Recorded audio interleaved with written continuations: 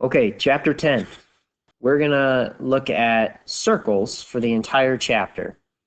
Section 1 specifically is going to look at identifying parts of a circle, and then we're also going to look at a bunch of problems that involve circumference of a circle. This section has a ton of vocabulary. You can find it in this video, or you can find it in OneNote as well, either location. But we're going to use all that vocabulary to name a whole bunch of parts of the circle.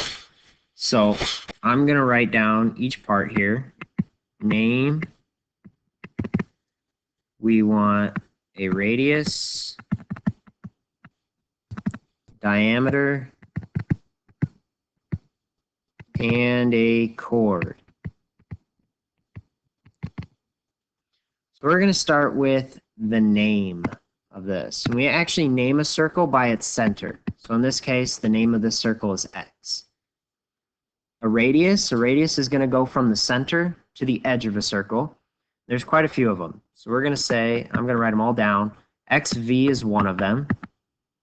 XT is another. XU. And then finally, XZ. Those would all be considered a radius. A diameter is, we named it by saying it's a chord that goes through the center. So both endpoints are going to be on the edge of the circle. The only diameter in this one would be ZT. And then finally a chord. This one just has to have both of its endpoints on the circle. It can go through the center, it doesn't have to. A chord that's not a diameter would be RS. And then if you want to pick the one that is the diameter, that'd be ZT. So those are parts of a circle. Now we're going to start looking at doing some problems that involve circles. So we're going to start out kind of easy by looking at the relationship between a radius and diameter. We know that a radius is just half of the diameter. So looking at this first one up here at the top, QV is 8 inches. Let's look, QV, that's a radius. Wants to know what the diameter is. Well, the diameter is just double the radius, so it's 16 inches. 2A, TU, that is a diameter. It wants to know what is the radius. We take 14, cut it in half, gets us 7 feet. And then finally, QT, that's a radius. It wants to know what is QU, also a radius. Means that it's the same 11 meters. Okay, so that's the relationship between a radius and diameter.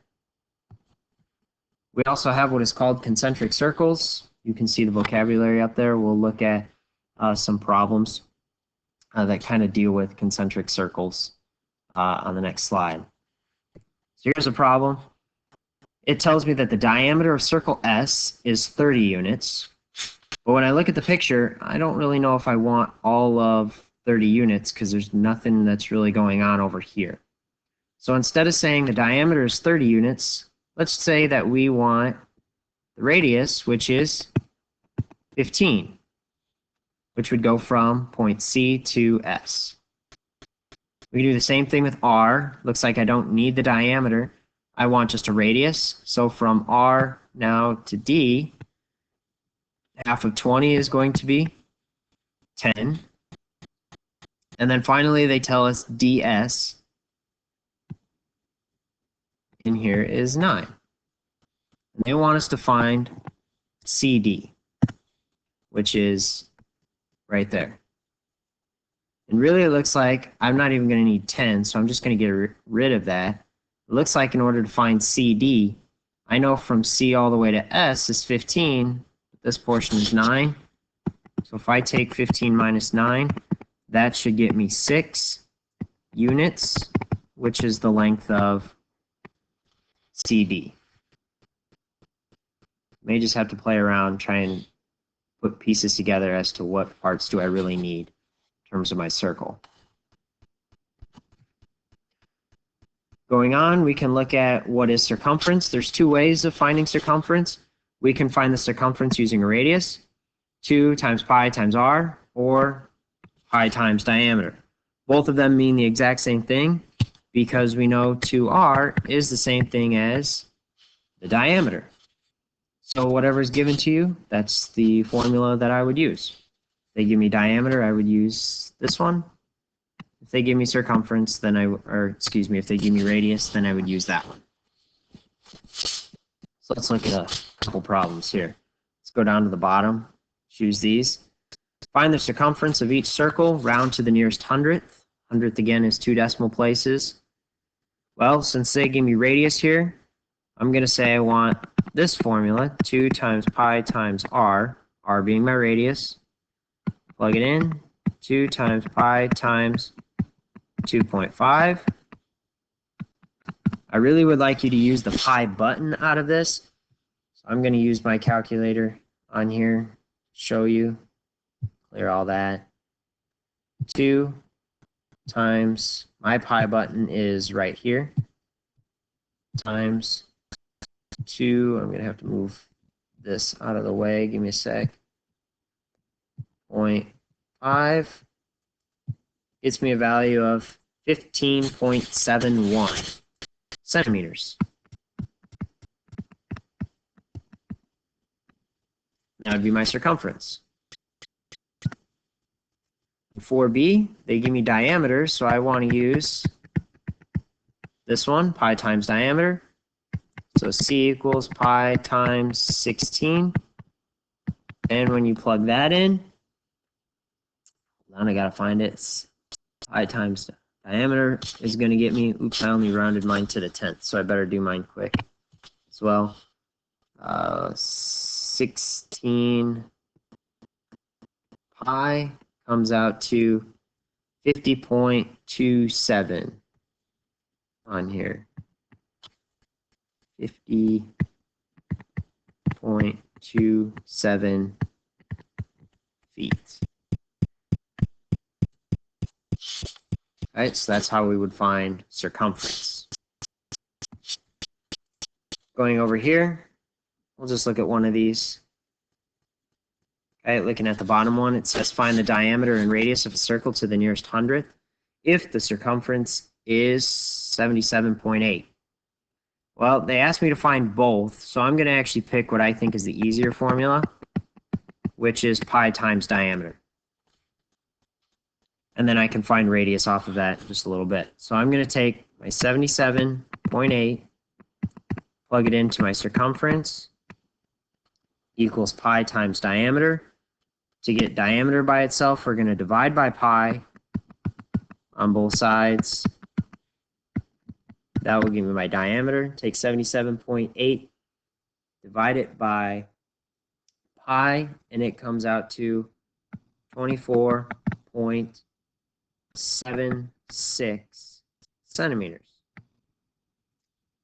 And then if I want to find radius, well, radius is just half of the diameter.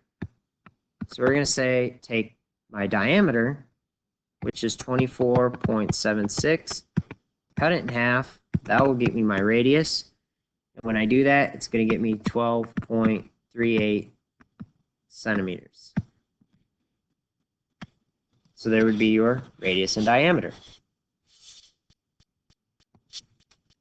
The last example is going to look at the difference between inscribed and circumscribed. They both kind of mean the same thing, where I'm going to have a polygon inside of a circle.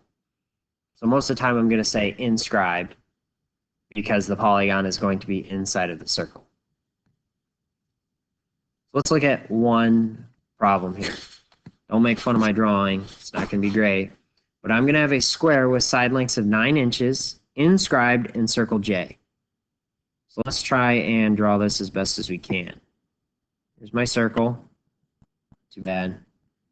And then I've got a square that is inscribed, so it's on the inside of it.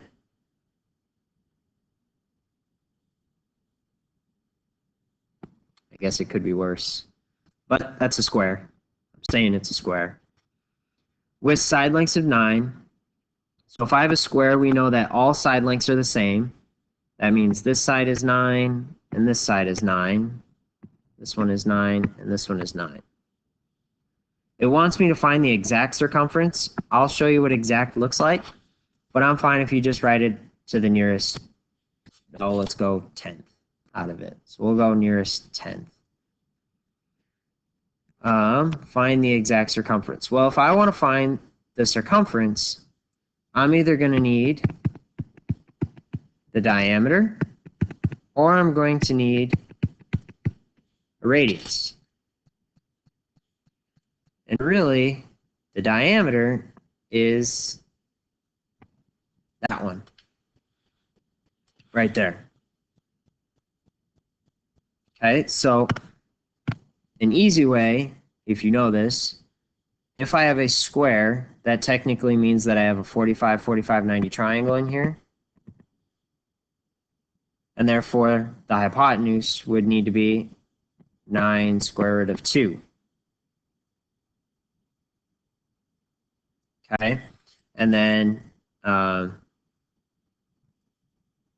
if I didn't know that, let's say I didn't know that that was a 45, 45, 90 triangle in there. I do know that I have a right triangle, which means then this should work as well. 9 squared plus 9 squared equaling c squared. We can plug that into our calculators. Little c out of this would be, I gotta type it in myself here quick, 9 squared is 81 plus 81, 162, and if I take the square root of 162, gets me about 12.7, which is actually the same thing as 9 square root of 2. So I don't care. That method only works, though, if your side lengths are exactly the same. Which in this case is 9. You need to know that it's a 45, 45, 90 triangle. Your Pythagorean theorem will always work in this case.